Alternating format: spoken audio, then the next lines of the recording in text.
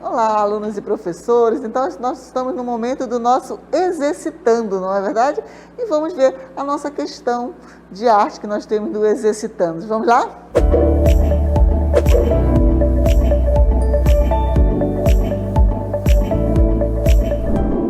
Na teoria das cores, pode-se dizer que o branco e o preto não são cores propriamente, e sim a presença ou ausência da luz. Com base na afirmação, preencha a lacuna. O tracinho é percebido quando algo absorve praticamente toda a luz que o atinge. Quem é que preenche essa lacuna? Vamos ver nossas alternativas? E aí, nas nossas alternativas, nós temos a lacuna preenchida corretamente pela alternativa A, azul, B, o branco, C, o preto, o D, o verde. Então, daqui a pouquinho nós vamos corrigir, mas volte lá nas suas anotações que você vai ter a resposta correta, ok? Então, voltamos daqui a pouquinho para a correção.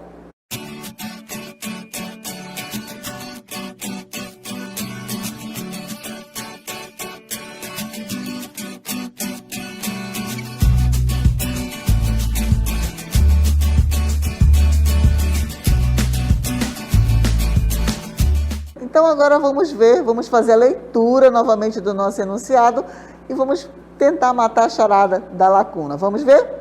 Então, diz o seguinte: na teoria das cores, pode-se dizer que o branco e o preto não são cores propriamente, e sim a presença ou ausência da luz.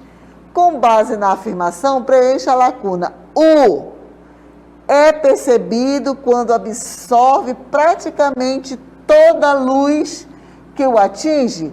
Então, tem um que é a ausência e tem outro que é a presença de todas as cores. Então, vamos ver quais são as nossas alternativas? Vamos lá? Então, como alternativa, nós temos a lacuna é preenchida corretamente pela alternativa é o azul. Ora, no nosso enunciado, falava apenas do branco e do preto, certo? E nós falamos na nossa teoria das cores que o branco é o quê? Ele vai refletir todas as cores e o preto ele vai absorver todas as cores, não é verdade? Vamos lá para o nosso enunciado novamente? E diz que lá no enunciado diz: o é percebido quando algo absorve. O que é algo? É uma superfície, é um objeto, né? Absorve praticamente toda a luz. Então, qual seria a nossa alternativa correta? Vamos ver lá no nosso gabarito qual seria a nossa alternativa correta. Então, quem é que absorve? É o preto, gente. Quem reflete todas as cores, lembra daquele olhar que eu mostrei para vocês nosso conteúdo, na nossa aula? O branco ele vai refletir, mas o preto ele vai absorver todas as cores. Então, a nossa resposta correta é o preto, ok? Então, vamos para a próxima e nos encontramos no nosso próximo exercitando.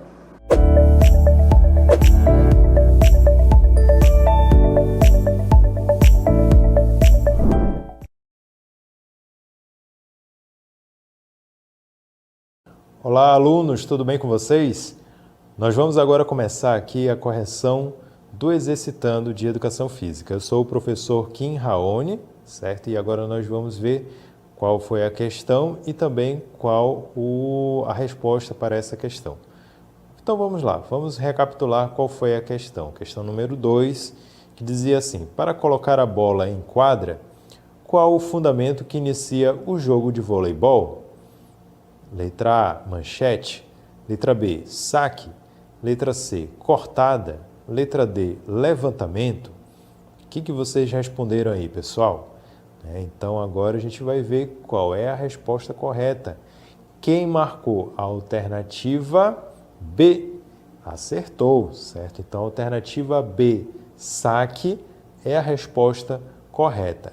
Esse é o movimento, essa é a jogada correta usada para iniciar o jogo de voleibol. No momento em que é para colocar a bola em quadra, é realizado o movimento do saque. Então é o seguinte, vamos lá ver qual é a justificativa para essa resposta. O jogo de voleibol é iniciado por uma das equipes que realizam o saque. Okay? Então, no momento em que o juiz apita, aí a equipe responsável por iniciar o jogo, ela realiza o saque, sendo que o jogador não pode pisar na linha de fundo, ele tem que conseguir realizar o saque sem pisar na linha de fundo, lançando a bola para o lado da equipe adversária. Então, no momento do saque, ele tem que conseguir fazer com que a bola passe por cima da rede e alcance o lado da quadra adversária, certo? Então, após o saque, a bola deve ultrapassar a rede, onde os jogadores adversários evitam que caia em seu campo, utilizando no máximo 3 toques. Tá? Então, esse é um dos fundamentos do voleibol e é uma das regras fundamentais usadas para iniciar o jogo e colocar a bola em quadra. Então, acompanhe junto comigo aqui uma ilustração de como é que acontece o movimento do saque no voleibol. Olha lá, então o jogador, de posse da bola, lança para cima a bola, realiza um salto, onde ele vai fazer um movimento de chicotada, né, com as mãos, realizando então uma impulsão da bola para cima e para frente. Então, ele tem que atingir a bola no momento em que está saltando, porque é nessa hora então que ele, estando no ar, não tem o risco de pisar na quadra ou na linha de fundo, onde então a jogada do saque seria então anulada e aí a bola seria invertida para o time adversário. Tá? Então, por isso que eles realizam esse movimento saltando. Existem formas básicas para iniciantes de realizar o saque sem o salto, tá bom? Essa daqui é a forma mais avançada e mais utilizada nos jogos mais complexos e nos jogos competitivos, ok? Então, essa foi a nossa resposta de hoje. Desejo a todos vocês bons estudos.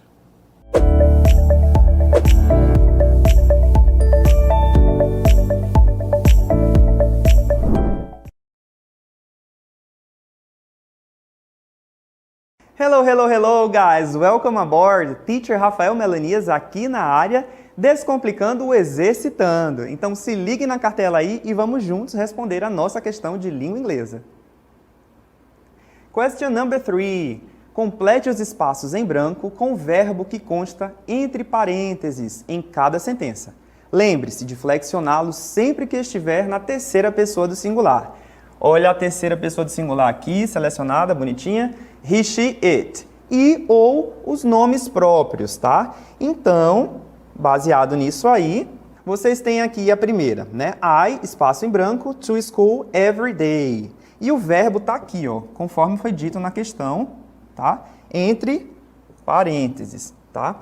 Então, o I significa o quê? Eu, né? Eu, primeira pessoa do singular. O que é que eu faço? Seguindo as nossas regras, né, de flexão verbal que a gente aprendeu na nossa aula, vou repetir o verbo, olha só que fácil. Tudo bonitinho, tudo perfeito aí, ó. I come to school every day, tá? Eu venho para a escola todos os dias. Number 2. Opa, number 2 nós temos aqui he. Olha ele aqui, é uma terceira pessoa do singular, certo? Se é uma terceira pessoa do singular, tenho que prestar atenção nas regrinhas do verbo. Então, verbos terminados em SH, o que é que eu tenho que fazer? Quem lembra, vai colocando aí no chat. A gente tem que colocar o ES. Deixa eu ver se o teacher consegue escrever aqui. Muito bem, então eu ponho ES no final. He washes his face every morning. He washes his face every morning. Ele lava o rosto dele todas as manhãs, tá? Number 3, we, espaço em branco, Chinese on Tuesday and Thursdays. Né? O que que ele faz? Aliás, ele não, olha só. We. We quer dizer o quê? Nós, primeira pessoa do plural, tá? Então, não tá na regra do he, she, it. O que que eu faço? Repito o verbo conforme ele está no parênteses. Então, we studied Chinese on Tuesdays and Thursdays. Nós estudamos chinês nas terças e quintas-feiras, tá? Continuando, nós temos aqui Scott. Scott faz referência a um nome, né? Ao gênero masculino. Então, provavelmente, ele deve ser he, certo? Que, por sua vez, é a terceira pessoa do singular. Então, he, to watch a movie on Saturdays. Aqui vocês têm um outro verbo, mas o verbo em questão é esse aqui, beleza? Então, se Scott é he, eu repito o verbo e coloco um S no final. Scott likes to watch a movie on Saturdays. Então, Scott, ele gosta de assistir filmes nos sábados. Vamos lá. John. John é outro nome próprio que faz referência ao he, certo? Terceira pessoa do singular. Então, John, aí tem o verbo aqui, play tennis on Sundays. Então, John plays, mesma regrinha lá de cima, ó. Tá? Vou colocar o S também. John plays tennis on Sundays. John joga tênis nos domingos. Aqui nós temos dois nomes próprios, olha só, muita atenção aqui, tá? Tommy and Frank, espaço em branco, English every day. Qual é o verbo em questão? Esse aqui, teach. Então, se Tom and Frank são duas pessoas, eu me refiro a they, beleza? Então, eles estudam, teach é ensinar, né? Então, eles ensinam inglês todos os dias. O verbo permanece a mesma coisa. Aqui um azinho. Muito bem. Number 7. Number 7 nós temos Mary, só tem Mary aqui, ó, como nome próprio, fazendo referência ao she, ela, né? Então, Mary, verbo, go to school 5 times a week. Se Mary é she, eu preciso flexionar o verbo. Então, verbos terminados em o também são acrescidos de ES. Não ficou muito bacana não esse S, mas deu para entender aí, ó. G-O-E-S, tá? Mary goes to school 5 times a week. Então, a Mary vai para a escola 5 vezes por semana. Bom, number 8, nós temos o verbo learn, que é aprender, certo? Repeat, learn.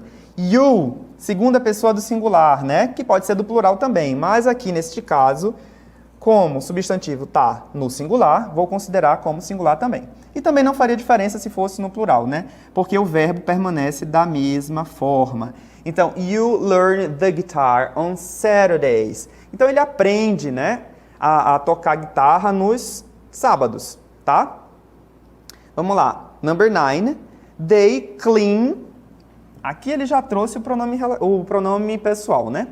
They clean their classroom on Fridays. Ou seja, eles limpam a sala de aula deles nas sextas. Como é they, vai permanecer a mesma coisa. Teacher, que garrancho. Mas dá para entender. Não tem problema não. Vamos lá. E por fim, number 10. She lives in Thailand, tá? Porque she é terceira pessoa do singular. Beleza, gente? Então, olha só. Quem marcou a alternativa D, very good. Quem não marcou outra, não tem problema. Esse é o momento de errar. E a gente entender que a alternativa que contém a sequência correta, obedecendo às regras de flexões verbais na terceira pessoa do singular do Simple Present, na forma afirmativa, é a letra D. Então, tá aqui, ó, verbos na terceira pessoa do singular terminados em S, SH, né? SS, perdão, SH, CH, X, Z e O devem ser acrescidos com ES no final, tá? E aí vocês têm essas regrinhas que também já constam na síntese da aula, né, tanto do caderno digital de vocês, como também na aula que foi explicada anteriormente. Ok? Então, um beijo, parabéns para todos que acertaram, parabéns também para os que não acertaram, não tem problema, aqui é o momento de errar para a gente acertar em seguida. Combinado? Beijo para vocês mais uma vez, tchau, tchau, see you next class!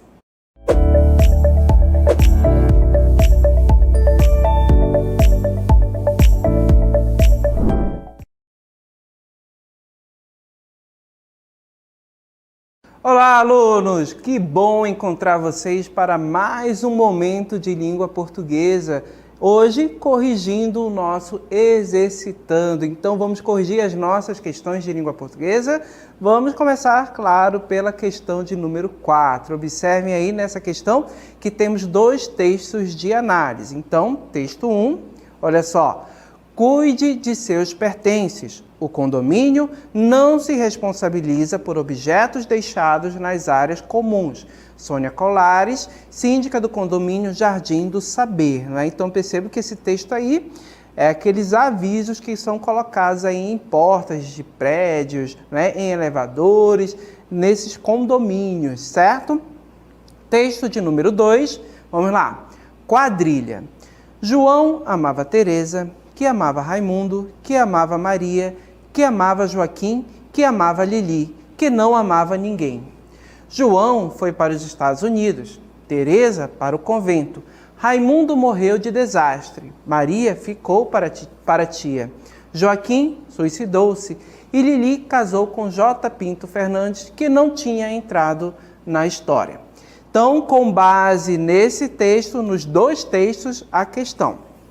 Respectivamente, olha só, respectivamente, ou seja, nessa ordem, os verbos cuide e amava, destacados no texto, estão no modo, letra A, subjuntivo, indicativo, B, indicativo e imperativo, C, imperativo e subjuntivo, ou letra D, imperativo e indicativo. Então, percebam que nós temos uma questão que é voltada para o modo verbal. Sabemos que o modo verbal da língua portuguesa, ou seja, na língua nós temos 3. Um modo indicativo, que vai expressar um fato certo, um fato que você tem certeza que irá acontecer, certo? No futuro, que já aconteceu lá no passado ou está acontecendo agora no presente. Esse é o modo indicativo. O modo subjuntivo é aquele modo em que você vai ter dúvida, certo? Pode expressar também condição, você não tem certeza se o fato vai acontecer ou não, se aquela ação vai ser realizada ou não. Esse é o modo subjuntivo, o modo da dúvida. E o modo imperativo é aquele modo que vai exprimir ordem, pedido, né? Eu digo que o modo imperativo é o preferido das nossas mães que gostam de dar ordens para nós, certo? Então, vamos observar lá, voltando na nossa questão, os verbos que foram destacados para a gente, o verbo cuide, né, que é cuidar, e o verbo amava, que é o verbo amar. Voltando no texto, lá no texto número 1, que aparece cuide, observem que nós temos uma placa daquelas de condomínio, e o que está dizendo para a gente? Cuide de seus pertences. Essa ação do verbo cuidar aí está exprimindo para a gente um fato certo? Está exprimindo para a gente um fato duvidoso? Ou trouxe para a gente uma ordem? Percebam aí que nesse contexto, nesse texto, nós temos uma ordem, um pedido, está direcionando para que as pessoas cuidem dos seus pertences, né? Então, nós sabemos aí que cuide está no modo imperativo no texto 1. E no texto 2?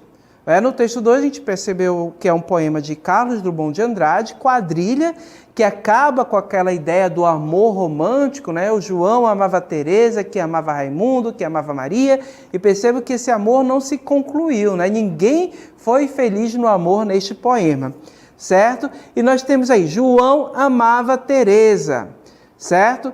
Esse fato é certo? É um fato duvidoso? Ou está dizendo para a gente uma ordem, um pedido? Percebo que isso foi um fato certo, já aconteceu. João amava Teresa, né? Isso aconteceu realmente. Então, se é um fato que exprime certeza, aí o verbo amar está exprimindo certeza, um fato que foi realizado, ele está no modo indicativo. Então, quando observamos as questões, né, nós temos que procurar modo imperativo e modo indicativo. E a alternativa que apresenta essa resposta é a letra D, né? Então, modo imperativo e modo indicativo. Olha o comentário rapidinho aí da nossa questão. A forma verbal cuide, como já sabemos, está no modo imperativo, exprimindo ordem, pedido, cuide dos seus pertences. E o verbo amava indica um sentimento que o João tinha e o amor que ele sentia pela Teresa, né? Que era algo até recorrente lá no passado, mas era um fato certo. Ok? Vamos à próxima questão. A questão de número 5, já na tela aí com vocês. E essa questão, olha só. Se essa rua fosse minha, vocês conhecem essa canção. eu mandava ladrilhar com pedrinhas de brilhantes para o meu amor passar. Né? Então percebam que nós temos uma palavra destacada aí dentro do texto, fosse, né? Esse verbo aí está destacado, ok? Então vamos lá. A forma verbal, vamos para o enunciado da questão, a forma verbal fosse expressa, letra A, um fato, certo? Letra B, uma condição, letra C, uma ordem ou letra D, um pedido, certo? Então, quando a gente volta lá no texto, olha só, se essa rua fosse minha, eu mandava ladrilhar. Temos aí os versos, né? E ele mandava ladrilhar com pedras de brilhantes, né? E com a finalidade aí do amor da pessoa amada passar, né? Para que a pessoa amada pudesse andar, desfilar ali naquele local bonito com essas pedras, certo? Então perceba que esses versos aí de uma canção popular, bem romântico, né? Para a pessoa amada, aí nós vamos ter. Mas quando observamos a ação expressa pelo verbo, vamos observar aqui, olha só. Se essa rua fosse minha, já sabemos que na língua nós temos 3 modos verbais, né? Então, os enunciados que são colocados lá nas alternativas vão trazer para a gente a ideia do modo verbal. O modo indicativo, que expressa uma ação que é certeza, ou seja, que já aconteceu, está acontecendo ou vai acontecer, ou seja, é uma ação certa, é um fato certo, certo? Esse é o modo indicativo. O modo subjuntivo é aquele fato que vai exprimir uma dúvida, né, uma condição, aquela ação que o verbo expressa pode ocorrer ou não, certo? Você não tem como definir se ela vai acontecer ou se ela não vai acontecer. E também o modo imperativo que expressa a ordem. Tendo essa ideia, olha só, se essa rua fosse minha, eu mandava ladrilhar. Olha só. A rua, né? Percebam aí, é de posse da pessoa, a gente pode afirmar que é da pessoa, do eu lírico que está expressando aí esses enunciados? Percebam que não, a gente não tem como afirmar isso, né? Então percebam que essa ideia que é expressa pelo verbo, ela não é aquela ideia que eu posso afirmar, né? Que é uma realidade, fosse, né? Então percebam que com o auxílio até dessa conjunção aqui, o se, eu vou ter uma condição expressa, né? Uma possibilidade, né? Se de repente fosse, eu fazia isso, né? Se essa rua fosse minha, eu faria isso. Então percebo que nós vamos ter essa ideia expressa aqui, com esse verbo nesta forma verbal, certo?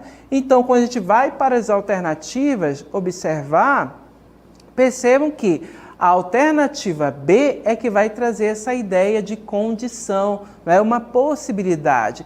Olha só, um fato certo, a gente tem referência ao modo indicativo, abreviando aqui, tá? Ó, uma condição, a gente tem referência ao modo subjuntivo, certo? Uma ordem, você já conhece, aquela forma verbal que a mamãe adora, modo imperativo.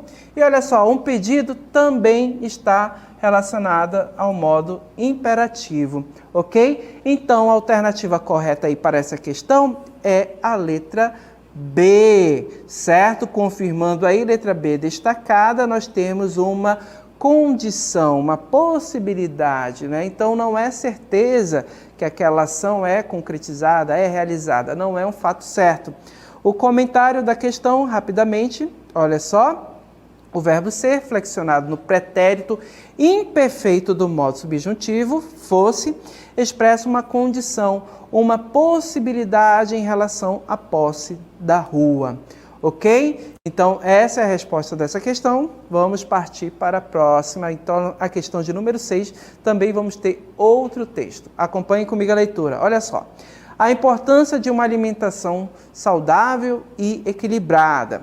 Se alimentar de forma saudável e equilibrada é essencial para garantir qualidade de vida. Isso porque, além de fornecer energia e bem-estar geral, Através de uma boa alimentação é possível prevenir e combater doenças, manter o peso corporal saudável e ter um bom desenvolvimento físico.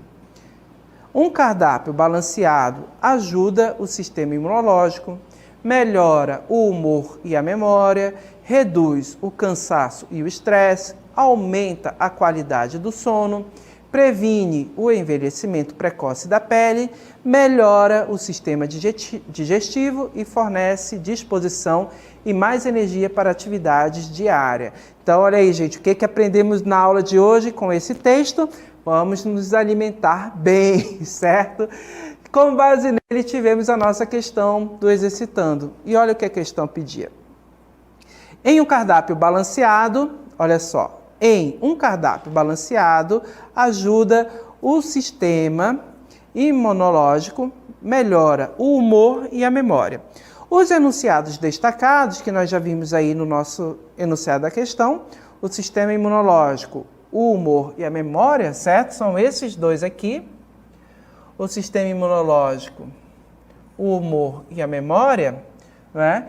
Os enunciados destacados, e aí nós temos as afirmações das alternativas. Quais poderiam ser atribuídas a esses enunciados destacados? Ó, letra A. Substituem os verbos ajuda e melhora. B. Atribuem características a pessoas saudáveis. C. Complementam a informação dos verbos. Ou letra D. Não prejudicam o sentido se retirados do texto. Certo? Vamos analisar cada uma dessas alternativas em busca da resposta? Vamos começar. Letra A. Substituem os verbos, olha só, ajuda e melhora, né? Os verbos ajudar e melhorar. Esses enunciados aí, o sistema imunológico, o humor e a memória, estão substituindo esses versos aqui? Vou até destacar em azul aqui no texto, ó. O verbo ajudar e o verbo melhorar. Eu tenho essa substituição desses verbos por essas outras palavras? Não. Né? Observem que substituir palavras, né? Substituir substantivos, é uma função até de pronome. Né? No caso, a gente está se referindo a verbos aí, então percebe que não há como aplicar essa ideia de substituição, né? De substituir um termo por outro, como ocorre lá com os pronomes que substituem o substantivo, se referem ao substantivo.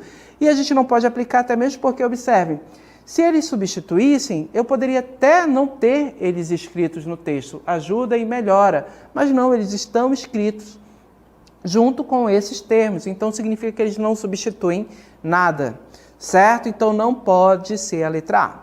Letra B, observe aí, atribuem características a pessoas saudáveis. Ó, o sistema imunológico, o humor e a memória, são características que eu posso atribuir a pessoas saudáveis?